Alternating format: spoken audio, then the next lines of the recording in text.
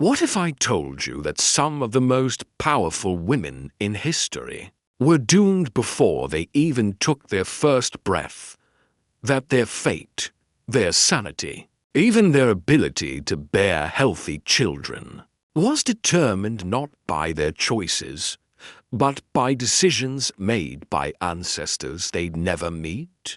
This isn't a story about curses or supernatural forces. This is about something far more terrifying, because it's entirely real. The calculated destruction of human genetics in pursuit of power. For over 2 millennia, royal families across the globe made a chilling bargain.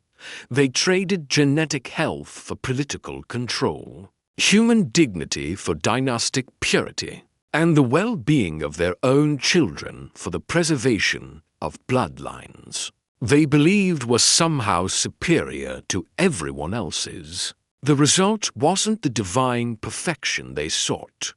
Instead, they created a parade of broken minds, shattered bodies, and family trees so twisted they barely resembled trees at all.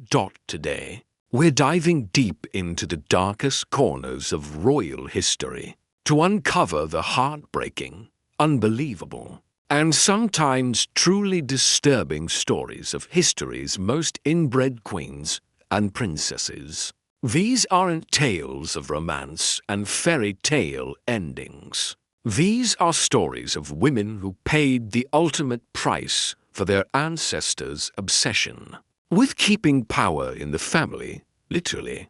From the opulent palaces of Habsburg Austria to the isolated compounds of modern America, from the golden temples of ancient Egypt to the remote villages where these practices continue today, we'll explore how the pursuit of genetic purity created some of the most genetically compromised human beings who ever lived. We'll meet queens who couldn't recognize their own children, princesses whose bodies were so damaged by inbreeding they could barely survive childbirth, and women whose mental anguish was so severe they had to be locked away from their own subjects. But here's what makes this story even more chilling. This isn't just ancient history. The consequences of these genetic experiments are still unfolding today, in places you'd never expect, affecting people whose stories will shock you to your core. By the time we reach the end of this journey, you'll understand why one particular queen represents the absolute pinnacle of calculated genetic destruction, and how her story reveals the true cost of placing power above humanity. The women we're about to meet weren't just victims of their circumstances. They were the living, breathing consequences of a system that valued bloodline purity above human welfare, political advantage above genetic health, and dynastic control above the basic right to be born with a fair chance at life. Their stories span continents and centuries, but they all share one common thread. They were sacrificed on the altar of their family's ambitions. Some tried to escape their fate through alcohol or rebellion. Others embraced their roles despite the suffering it caused. A few managed to wield real power despite their genetic handicaps. But all of them lived with the knowledge that their pain, their struggles, and their limitations weren't random acts of fate. They were the deliberate result of their ancestors' choices. This is their story. This is the hidden history of how the most powerful families in the world systematically destroyed themselves in pursuit of an impossible ideal. And this is why understanding their tragedy matters more today than ever before. As we continue to grapple with questions about genetics, power, and what we're willing to sacrifice in pursuit of our goals, Before we dive into the human stories behind this genetic catastrophe, we need to understand exactly what happens when families become obsessed with keeping their bloodlines pure. The science behind inbreeding isn't complicated, but its consequences are devastating in ways that even modern geneticists find shocking. Here's the terrifying reality. Every human being carries genetic mutations. Most of the time, these potentially harmful genes remain dormant because we inherit different versions from each parent. It's like having a backup system. If one gene doesn't work properly, the other one can compensate. But when closely related people have children, this natural protection system breaks down catastrophically. When cousins marry, their children have a significantly higher chance of inheriting two copies of the same defective gene. When siblings reproduce, that risk skyrockets. And when multiple generations engage in close inbreeding, the genetic damage doesn't just add up, it multiplies exponentially. Scientists call this inbreeding depression, but that clinical term doesn't capture the human horror of what actually happens. The physical consequences are often visible and heartbreaking. Children born from multiple generations of inbreeding frequently suffer from severe developmental delays, physical deformities, and immune system failures that make them vulnerable to diseases that wouldn't affect normal children. Their bones may not form properly, their organs may not function correctly, and their brains may not develop the connections necessary for normal cognitive function. But the mental consequences are often even more devastating. Inbreeding dramatically increases the risk of severe mental illness, including depression, anxiety, and psychotic disorders.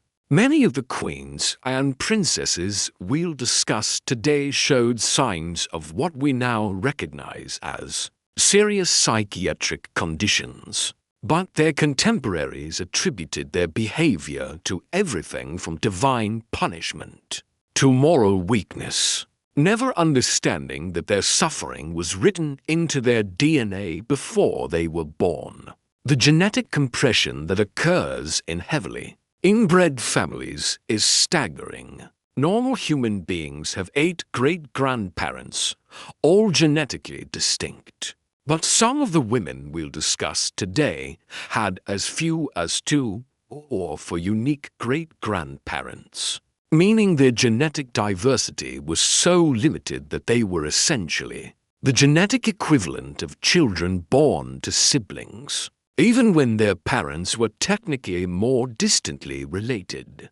This genetic bottleneck effect creates what scientists call founder effects. When a small group of related individuals becomes the genetic basis for future generations, passing down not just their beneficial traits, but also concentrating their harmful mutations. Royal families, with their obsessive focus on maintaining bloodline purity, created artificial founder effects that compressed centuries of genetic diversity into tragically limited gene pools. The Habsburg Dynasty provides perhaps the most studied example of this genetic disaster in action.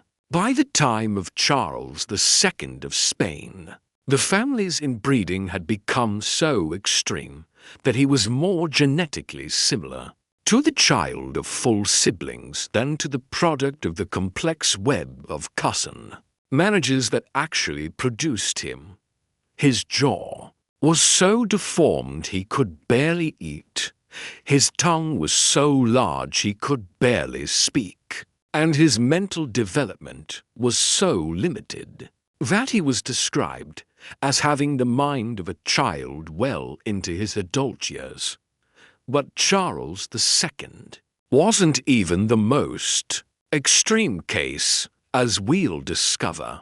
There were women in his family tree whose genetic situations were even more compressed, even more dangerous, and even more tragic in their consequences. The mathematics of their inbreeding reaches levels that modern geneticists once thought impossible. Inviable human populations.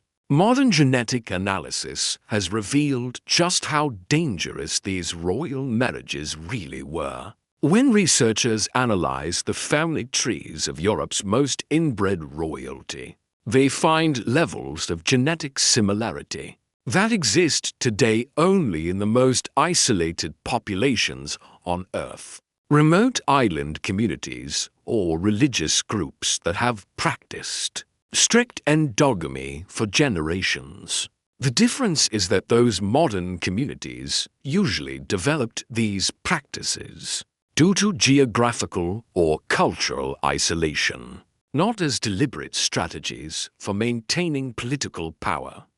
The royal families we'll discuss today made conscious decisions, generation after generation, to sacrifice their children's genetic health for political advantage. They had access to the best medical knowledge of their times.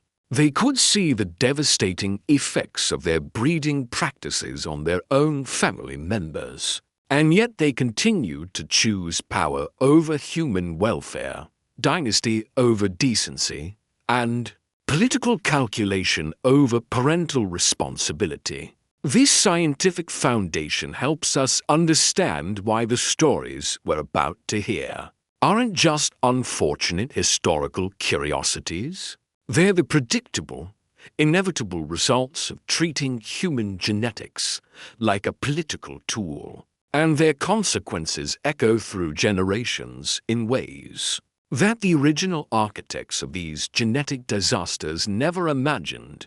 Our journey through histories. Most genetically compromised royalty begins in 19th century Spain, where Isabella II ruled over an empire, while carrying the invisible burden of generations of calculated inbreeding. Born in 1830, Isabella's arrival as a daughter was initially welcomed by her father, Ferdinand VII, who had spent years desperately hoping for a male heir. But that initial joy would soon give way to concerns that would define not just Isabella's reign, but her entire existence. Isabella wasn't just the product of one unfortunate marriage between relatives. Her family tree was a maze of repeated names and recycled bloodlines that would make even experienced genealogists dizzy. Her parents were uncle and niece, a common practice in Spanish royal circles, but the genetic complications went much deeper. Her grandparents on one side were simultaneously her great-grandparents on the other side, creating a biological puzzle that concentrated harmful genetic traits in the shadowed corridors of French royal history. Few stories are as heartbreakingly Gothic as that of Marie Louise Elizabeth d'Orleans, a woman whose entire existence reads like a dark fairy tale, written in blood and genetic inevitability, born into what appeared to be privilege, but was actually a carefully constructed prison of dynastic obligation. Marie Louise's life illustrates how royal inbreeding created not just physical consequences, but psychological devastation that drove some victims to seek escape through the most destructive means available. Marie Louise's father didn't choose his bride from love or even political calculation in the traditional sense. He was forced to marry his own cousin, an illegitimate daughter of King Louis XIV, in an arrangement that satisfied court protocol, while continuing the French royal family's obsession with keeping power concentrated within an ever-shrinking genetic pool. This wasn't romance. It was biological Russian roulette played with human lives. As the eldest surviving child of this genetically compromised union, Marie Louise had no real choices about her future. Her life path was determined before her birth by the same forces that had shaped her parents' marriage. The royal conviction that bloodline purity mattered more than human welfare. She was married off to another cousin, Prince Charles of Berry, in yet another attempt to maintain genetic purity within the royal bloodline. The consequences of this systematic inbreeding became tragically apparent when Marie Louise attempted to fulfill her primary royal duty, producing heirs. She bore 3 children, but none survived childhood. Whether their deaths resulted from the overwhelming genetic burden both parents carried, or other factors remains unclear to historians. But the pattern fits perfectly with what we observe in other heavily inbred royal lines. Faced with the devastating loss of all her children and trapped in a marriage that was more genetic experiment than human relationship, Marie Louise made a choice that shocked her contemporaries and provides crucial insight into the psychological toll of royal inbreeding. She turned to alcohol, and according to historical reports, she began drinking heavily at the astonishingly young age of 14. Was this a cry for help from a young woman who recognized, perhaps unconsciously, that her entire life had been sacrificed to genetic theories that were destroying her family? Or was it simply the only escape available to someone trapped in circumstances that would challenge even the strongest spirit?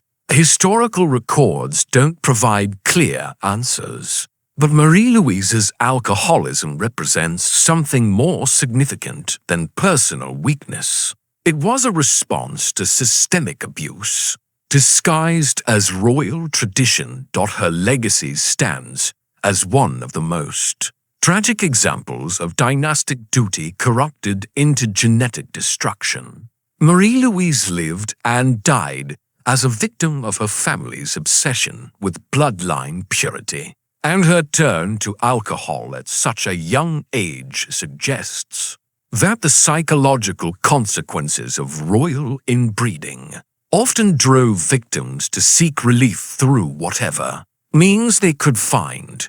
Jumping forward to more recent history, we encounter Princess Alexia of Greece. Born in 1965 into what many observers considered a romantic royal love story, her parents, Queen Anne-Marie of Denmark and King Constantine II of Greece, appeared to represent a modern fairy tale romance, a departure from the calculating arranged marriages that had characterized European royalty for centuries. But beneath the romantic headlines lay a genetic reality that connected Alexia directly to the same inbreeding patterns that had devastated earlier royal generations. Anne-Marie and Constantine weren't just romantically linked. They were closely related through multiple bloodlines, creating the same kind of genetic compression that had plagued European royalty. For centuries, the couple were second cousins through one line of descent and third cousins through another, creating a double genetic bond that was as mathematically significant as it was politically convenient. This wasn't accidental. Their families had been intermarrying for generations, creating a complex web of relationships that meant their children, including Alexia, carried genetic burdens that echoed the same problems that had afflicted earlier royal generations. Constantine's family tree reveals the full scope of this genetic entanglement. His great-grandparents were siblings, One of his grandmothers was also the sister of his great-grandfather, and the mathematical complexity of his ancestry creates genetic compression patterns that mirror the worst excesses of earlier royal dynasties. Anne-Marie's Danish royal ancestry carried its own tangled legacy of intermarriage and genetic concentration. Although their marriage appeared loving and successful by the standards of royal relations, their close genetic ties ensured that their children, including Alexia, were partially inbred in ways that connect them directly to the genetic disasters we see in more extreme royal cases. The modern veneer of romance and choice couldn't eliminate the underlying biological reality that their union represented another step in the long European royal tradition of trading genetic health for political convenience. Alexia's story bridges the gap between the obviously tragic cases of earlier centuries and the continuing reality that royal inbreeding didn't disappear with modern medicine and genetic knowledge. Even in the late 20th century, royal families continued to make marriage choices that prioritized bloodline considerations over genetic health, creating new generations who carried the concentrated genetic legacies of their ancestors' obsessions with purity and power. The parallel between Marie Louise Elizabeth's tragic alcoholism and Alexia's more comfortable modern life shouldn't obscure the underlying similarity. Both women inherited genetic burdens from families that valued political calculation over human welfare, and both represent the ongoing human cost of treating genetics as a tool for maintaining dynastic control. Hidden in the shadows of Habsburg history lies a figure whose genetic situation was so extreme that it challenges our understanding of what human biology can endure. While historians and scientists frequently cite Charles II of Spain as the ultimate example of royal inbreeding gone wrong, they've largely overlooked a woman whose genetic compression exceeded even his legendary case. Maria Antonia of Austria, a Habsburg whose family tree makes Charles II's infamous ancestry look almost normal by comparison. The reason Maria Antonia's story remains relatively unknown isn't because her case was less severe than her famous uncle's.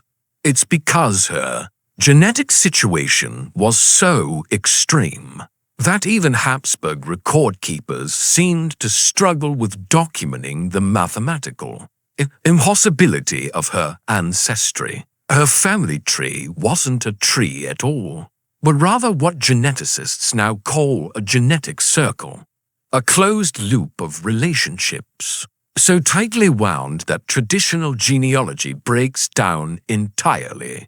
To understand just how extraordinary Maria Antonia's situation was, we need to consider what made Charles II's case so famous among genetic researchers. His parents were uncle and niece.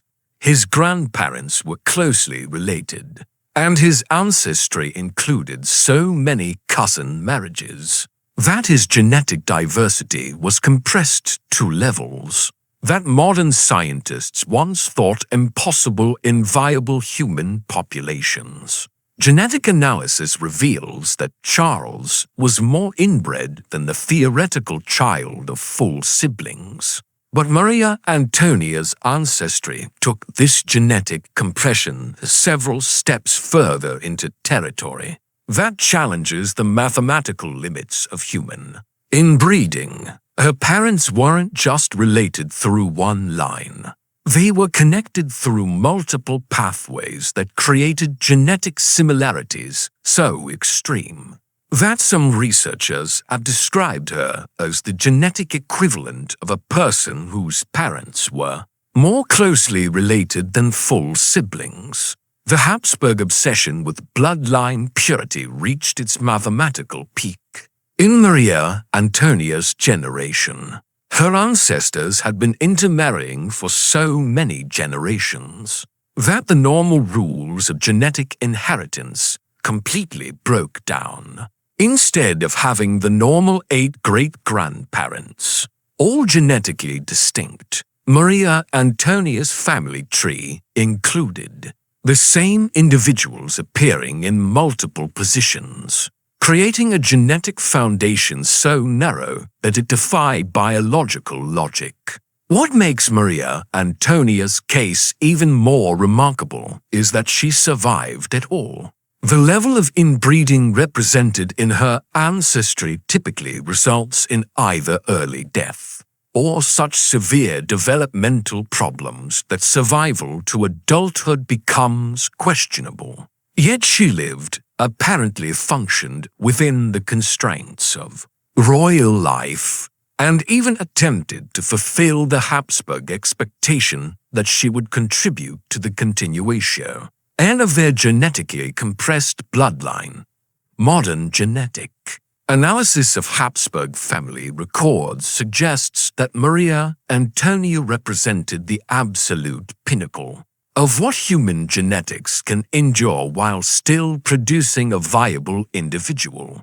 Her case exists at the theoretical limit where inbreeding depression meets the minimum genetic diversity necessary for survival. She was, in essence, a living experiment in how far human genetics can be compressed while still maintaining basic biological function.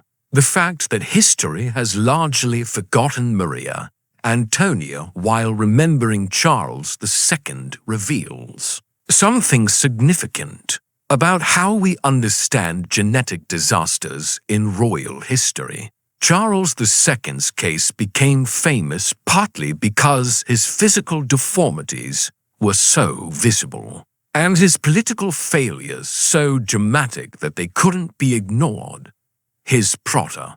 Deep in the Valley of the Kings, archaeologists have uncovered evidence of perhaps the most heartbreaking consequence of royal inbreeding ever discovered: 2 tiny mummified bodies that tell a story of genetic devastation stretching back over 3,000 years, known to researchers simply as 317A and 317B. These infant girls represent the tragic endpoint of ancient Egypt's most famous royal dynasty and provide chilling insight into how the pursuit of divine kingship created genetic disasters that even the gods couldn't prevent.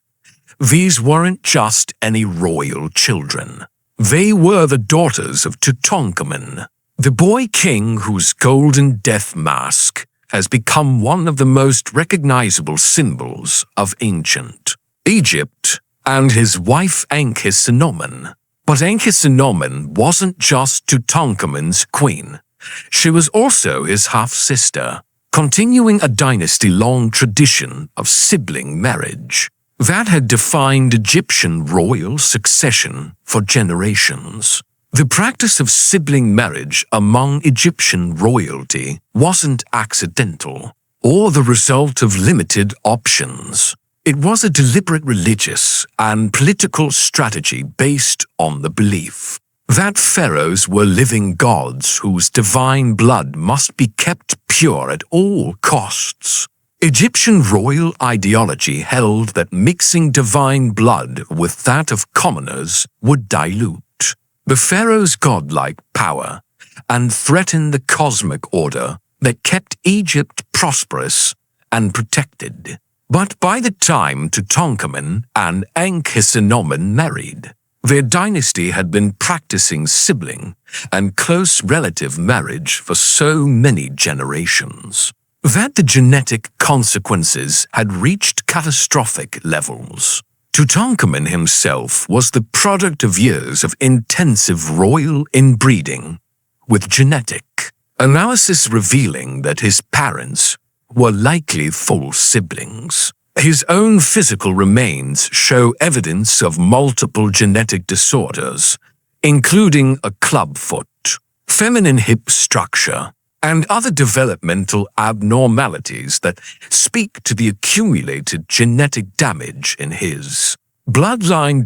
When Tutankhamun and Ankhesenomon attempted to produce heirs to continue their divine dynasty, they were essentially rolling genetic dice that had been weighted against success by generations of their ancestors' choices. Both carried concentrations of harmful genetic mutations that made healthy reproduction not just difficult, but mathematically unlikely. The two infant daughters discovered in Tutankhamun's tomb were born around 1300 BCE, but their lives were measured in days or weeks rather than years. Archaeological examination reveals that both babies suffered from severe genetic abnormalities that made survival impossible.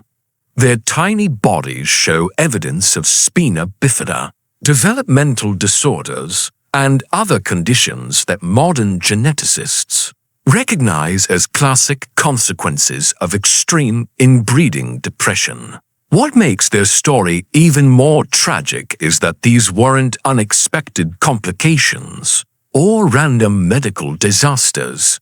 The genetic problems that killed Tutankhamun's daughters were the predictable, inevitable result of a breeding system that had been concentrating harmful mutations for centuries. Egyptian royal records suggest that infant mortality was extremely high among royal children during this period, indicating that 317A and 317B were part of a larger pattern of genetic failure that was systematically destroying the pharaonic bloodline. Modern DNA analysis of royal mummies from Tutankhamun's dynasty has revealed genetic compression so severe that it rivals the worst cases we see in European royal history.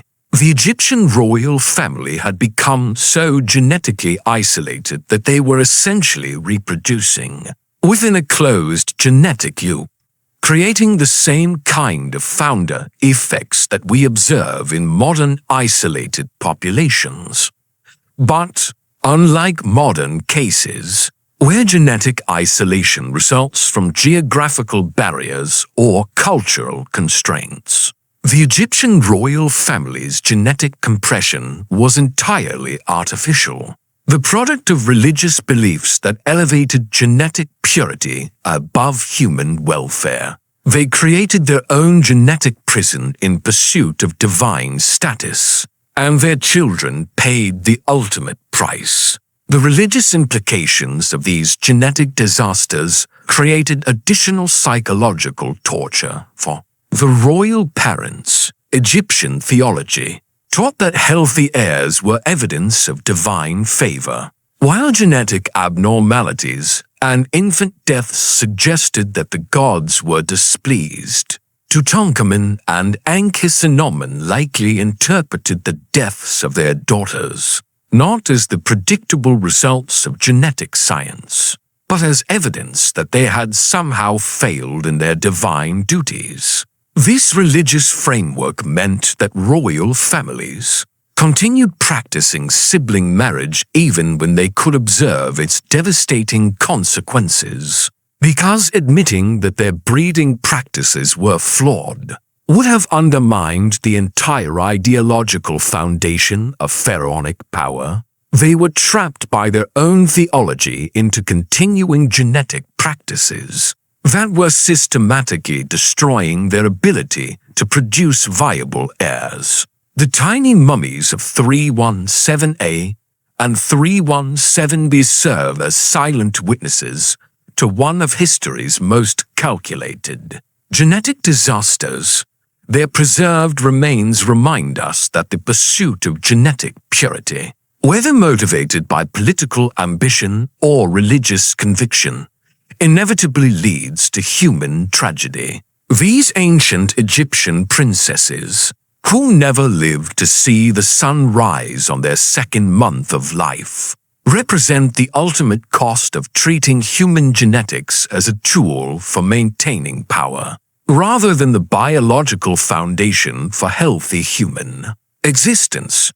While we often think of extreme inbreeding as ancient history or exotic royal practice, the horrifying reality is that these genetic disasters continue to unfold in the modern world, creating human suffering that rivals anything we see in royal history. The Colt family of Australia represents one of the most extensively documented cases of systematic inbreeding in recent history, and at the center of this genetic and social catastrophe stands Kimberly Colt, a woman whose life illustrates how genetic compression can create ongoing human tragedy in contemporary society.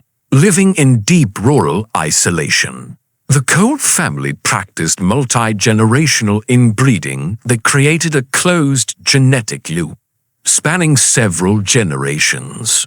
Unlike the royal families we've examined, whose inbreeding was motivated by political ambition and dynastic ideology, the Colt family's genetic isolation appears to have resulted from a combination of social dysfunction, geographical isolation, and systematic abuse that created conditions where normal genetic diversity completely broke down. When Australian authorities finally intervened in the early 2000s, they uncovered a situation so disturbing that it became the subject of extensive police investigations, legal proceedings, and genetic research. The family had created what researchers describe as an artificial founder effect, a situation where a small number of closely related individuals became the genetic foundation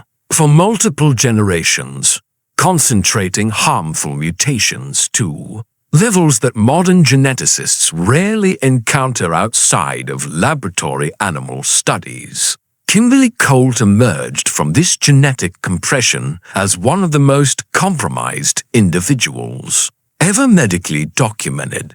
Her genetic profile reveals inbreeding coefficients that approach the theoretical limits of what human biology can sustain, while maintaining basic life functions. The mathematical complexity of her family tree creates genetic similarities that exist at levels scientists previously thought were incompatible with viable human reproduction. But Kimberly's case becomes even more tragic when we consider the social context that created her situation.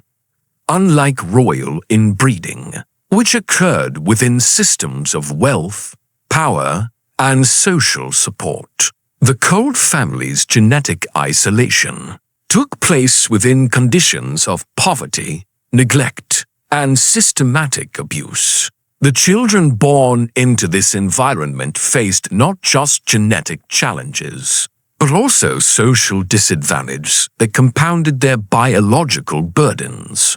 The discovery of the Colt family situation sent shockwaves through Australia's social services system and prompted extensive legal action against family members who had created and maintained these abusive conditions. But the legal response, while necessary, couldn't address the fundamental genetic damage that had accumulated over generations of systematic inbreeding. Kimberly's story serves as a modern parallel to the royal cases we've examined, but with crucial differences that make it even more disturbing. Royal inbreeding at least occurred within systems that provided medical care, education, and social support, however inadequate. The Colt family's genetic disaster unfolded within conditions of deliberate isolation and systematic neglect that, amplified the suffering caused by genetic compression. The case also highlights how genetic disasters don't require exotic royal bloodlines or ancient dynastic traditions.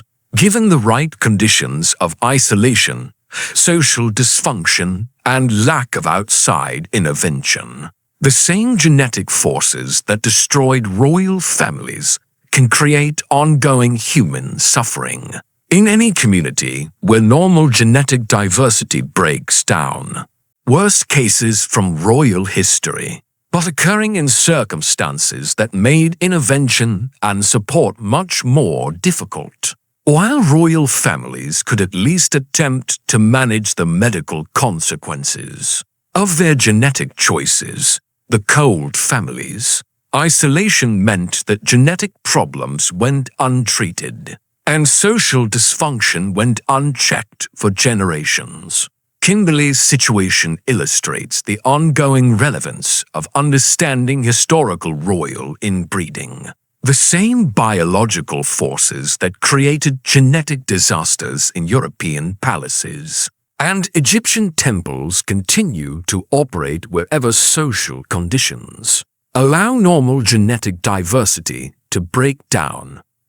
Her case serves as a bridge between the historical examples we've examined and the continuing reality that genetic compression remains a potential source of human suffering in any society that fails to protect vulnerable populations from isolation and abuse. The Colt family case reminds us that the human cost of genetic compression isn't confined to museum exhibits or historical documentaries. It's an ongoing reality that requires constant vigilance and social intervention to prevent the same genetic disasters that destroyed royal bloodlines from creating new generations of victims. In our modern world, at the absolute pinnacle of calculated genetic destruction for political power stands a figure whose story encapsulates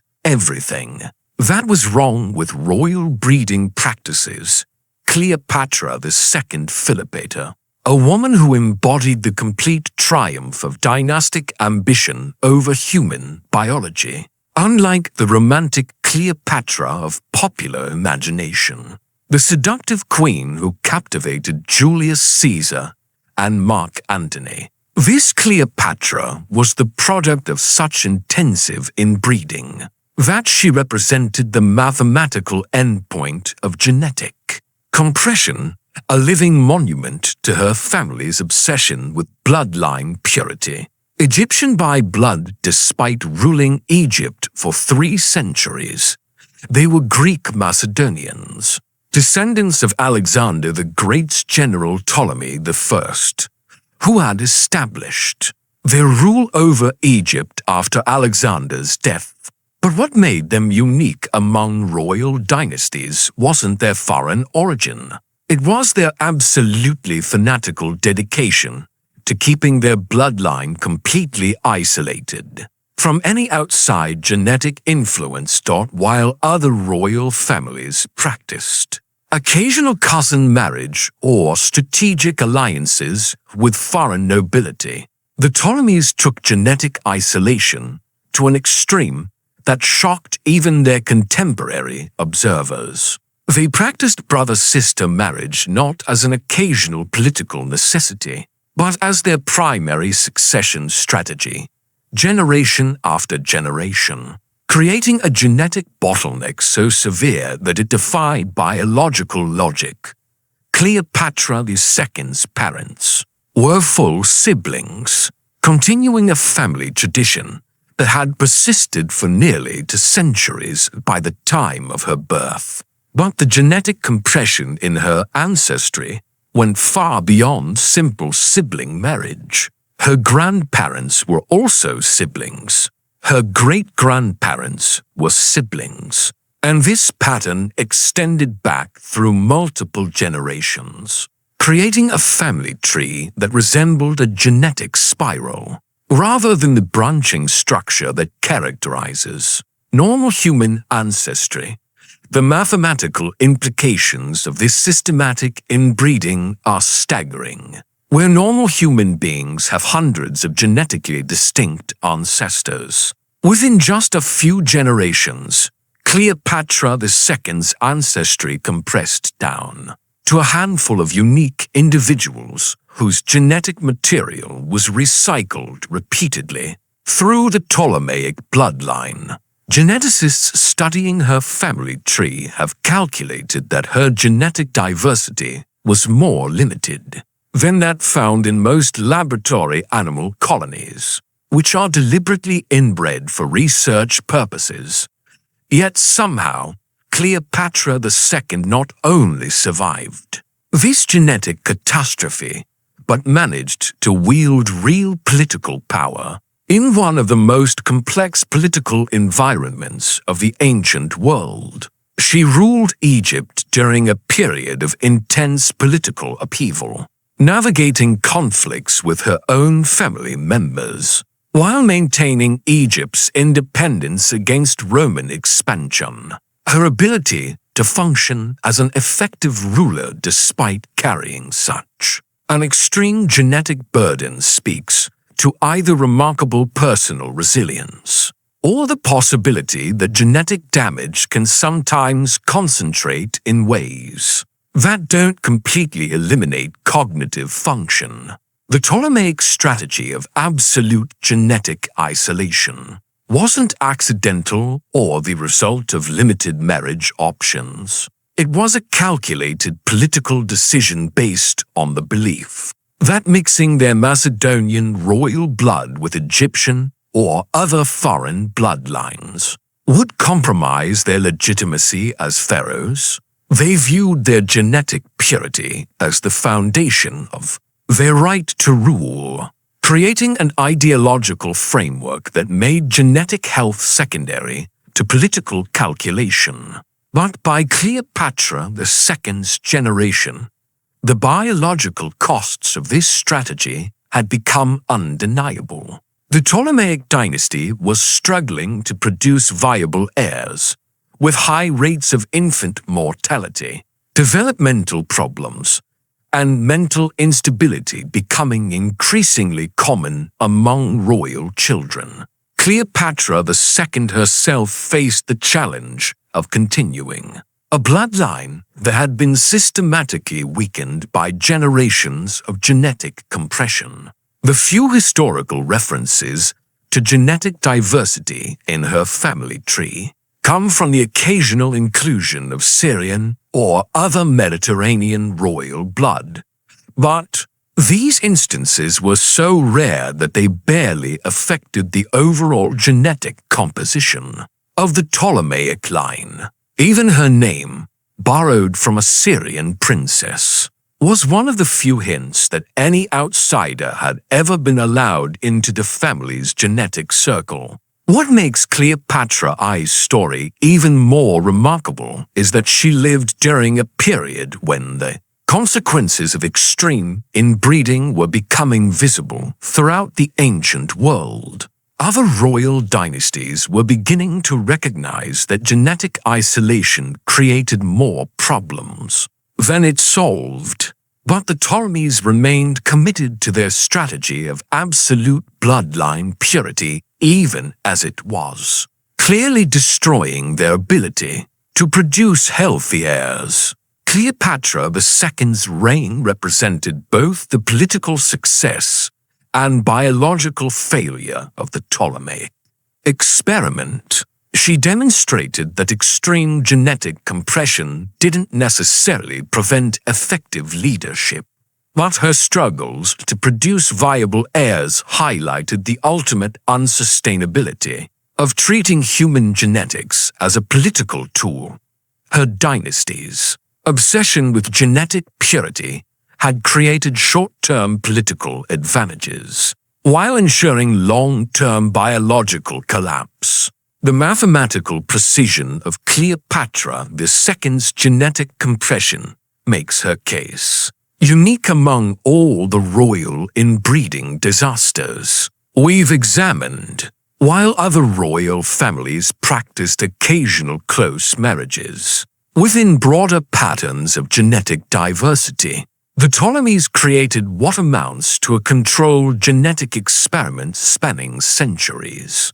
Cleopatra II wasn't just inbred, she was the product of the most systematic and intensive royal breeding program in recorded history. Her legacy serves as the ultimate example of how political ambition can drive human genetics to their absolute limits. She achieved real power and political success despite carrying genetic burdens that would have destroyed weaker individuals. But her very existence proved that the Ptolemaic strategy of genetic isolation was ultimately unsustainable. She was simultaneously the greatest success and the final proof of failure. For royal inbreeding as a political strategy, Cleopatra II stands as the mathematical and historical pinnacle of royal genetic compression. A woman who embodied both the temporary political advantages and ultimate biological costs of treating human genetics as tools for maintaining dynastic power. The tragic stories we've explored today aren't just historical curiosities or examples of ancient ignorance overcome by modern knowledge. They represent something much more fundamental about human nature and the dangers that arise when political ambition, social isolation, or ideological obsession override basic biological reality.